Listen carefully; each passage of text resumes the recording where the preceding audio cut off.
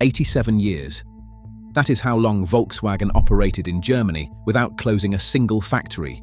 Through World War II, through reunification, through the oil crisis, the financial crash, every recession this continent has seen. And then, in December 2025, the last car rolled off the line at Dresden's transparent factory. The workers signed it, a red ID.3 GTX, and then the lights went off, for the first time in 87 years. Not because of a war, not because of a natural disaster, not because a financial crisis swept the industry, right in the middle of a period when the group was still reporting 322 billion euros in annual revenue. And while Dresden was just the beginning, 50,000 more jobs are already scheduled to disappear in Germany by 2030. This is not a story about a company that ran into bad luck. This is the story of a company that built a strategy around a version of the future the market never agreed to, and is now asking 293,000 German workers to absorb the cost of that miscalculation. But to understand how Volkswagen ended up here, you need to understand where it all began. Volkswagen means people's car.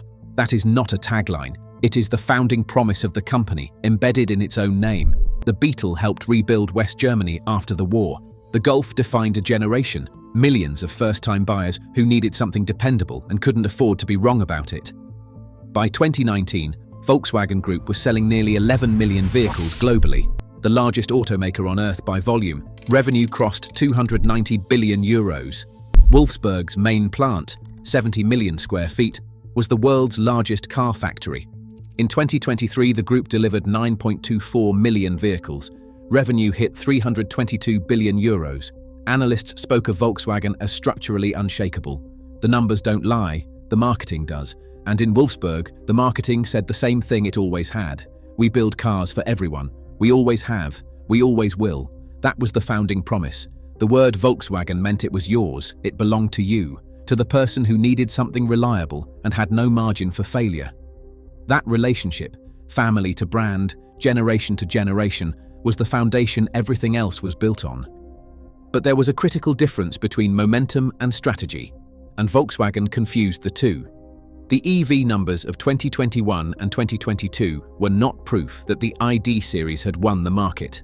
They were the result of post-pandemic government subsidies across Europe and a moment of early adopter enthusiasm that masked what ordinary demand actually looked like. When Germany cut its EV subsidy program in December 2023, overnight, 1 month early, no warning, the order books didn't slow, they collapsed. German EV registrations fell over 35% in the weeks that followed. The buyers Volkswagen had restructured around had mostly already bought. The mass market that was supposed to follow never arrived. A sober look at those numbers should have triggered an immediate recalibration. Instead, Cariad, Volkswagen's internal software division, kept burning through billions on a unified operating system nobody could ship on time. The peak was real. The strategy built on top of it was a story Wolfsburg told itself when the numbers were still cooperative. When they stopped cooperating, the story kept going anyway. Picture sitting in a brand new ID.4 at a dealership in 2022. The screens are large, the badge is familiar, but something feels wrong the moment you close the door. The cabin is quieter than expected and cheaper than it should be. Touch surfaces that don't always respond. Window switches automotive reviewers would later call the worst in the industry. A touchscreen that lagged in ways no vehicle at that price point should. Then the software updates that didn't work.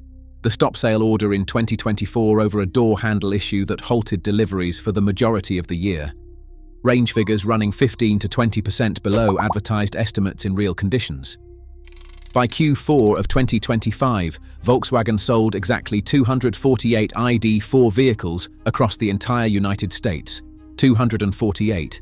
In Q1 2026, sales collapsed a further 95.6%. That April, US ID.4 production ended permanently. The plant in Chattanooga, Tennessee will now build gas SUVs. Subscribe right now because the software disaster behind these numbers compounds everything else, and I've reviewed over 200 public filings building this. Here is where Volkswagen's collapse becomes different from anything we've covered in this series. The failure wasn't just a product problem, it was a company-level promise broken in public. Volkswagen created Cariad in 2020 to build a unified operating system across all 12 group brands. The software powerhouse of the Volkswagen Group. That was the announcement. This is educational content based on publicly available data. For your specific vehicle decisions, consult a qualified independent mechanic. The reality: between 2022 and 2024, Cariad accumulated over $7.5 billion in operating losses. Drop a comment right now. Tell me what year and model VW you're running and whether you saw this software problem firsthand. The Porsche Macan Electric and Audi Q6 e-tron were delayed by over a year because the software wasn't ready. In October 2025, Bloom admitted what engineers had known for years. Cariad would no longer develop its own software. A corporation with €322 billion in revenue couldn't ship a working operating system, so it paid $5.8 billion to Rivian to license software it should have built internally, the people's car, surrendering its technical future to an outside partner. This is what they counted on you not knowing. So Volkswagen did what no volume brand built on accessibility can afford to do. It panicked and went cheaper than the promise. Dealers were pushing ID.4 leases at $129 per month, the most affordable EV lease in the United States. The people's car had become the cheapest car, not through smart positioning, but because nobody wanted it at any other price. In China, the same collapse was playing out at scale. In 2019, Volkswagen Group moved 4.23 million vehicles there. By 2024, that had fallen to 2.93 million. BYD unseated VW as China's best-selling automaker, a position VW had held for decades. By 2025, Volkswagen had dropped to third behind Geely as well. Market share fell from 12.2% to 10.9% in a single year. The equity income from Chinese joint ventures, which had quietly funded returns and covered losses elsewhere, dropped 45% year over year. 3 generations trusted this brand. 1 decade of misread signals broke that. The grandson, who was supposed to buy an ID.4, walked into a different showroom instead. And while China was burning, a second front opened. US tariffs on imported European vehicles cost Volkswagen €2.9 billion in 2025 alone. North American deliveries fell 12%. CEO Oliver Bloom stated publicly that the goal of reaching 10% US market share has now moved further into the future.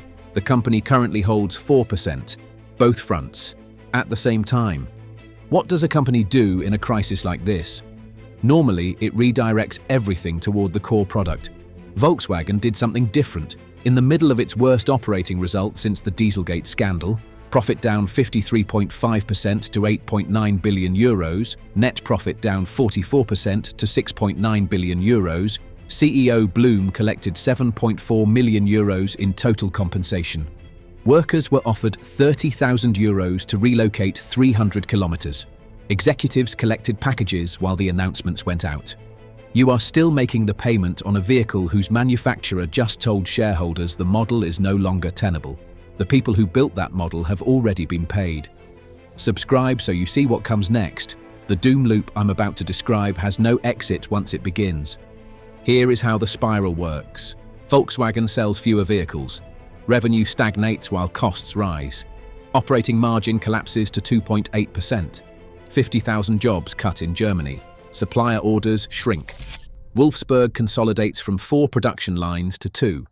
Skilled engineers leave for Tesla's Grünheide Gigafactory at 18 to 25% higher pay. Cariad loses the people who know the legacy code. Software delays deepen. New models arrive late. Dealers reduce inventory commitments. Prices rise. Volume falls further. Every link has already engaged. They built it to last just long enough. Think about what Wolfsburg actually is. Not a factory inside a city built for the factory. Before 1945, that municipality did not exist. It was created because Volkswagen needed workers. Today, 127,000 people live there. 62,000 work directly at the plant, 72% of the employed workforce. Municipal tax revenue, 68% from VW and direct suppliers. The city's economy is one balance sheet. Look up your VIN in your country's official recall database. Document every service visit. Get an independent inspection before any major purchase. A mechanic with no financial relationship to the dealer. different incentives, different diagnosis, and that is what makes the nightmare here different. The nightmare is not a brand losing relevance. It is a city going hollow. In Wolfsburg alone, 15,000 jobs are already targeted. In a place where 72% of employed residents work for one company, that is not a labour statistic. It is a demographic event. Schools built for factory workers' children. Every local business downstream from one payroll. Municipal services running on the tax base those jobs generate. All of it contingent on decisions made in the headquarters building that overlooks the factory floor. Oliver Bloom said it plainly in March 2026. The business model that has supported us for decades in the Volkswagen Group is not tenable anymore. A company that survived a world war, a diesel scandal, and every economic crisis since 1938 is telling its workers the model is broken. If this data reaches you before your next purchase, subscribe so the next buyer gets it too. The nightmare scenario, a Volkswagen that can no longer employ the city it was built to house, is not a projection. The announcements are signed, the severance packages are priced, and in Wolfsburg, the people who spent their lives on that factory floor are already counting the days.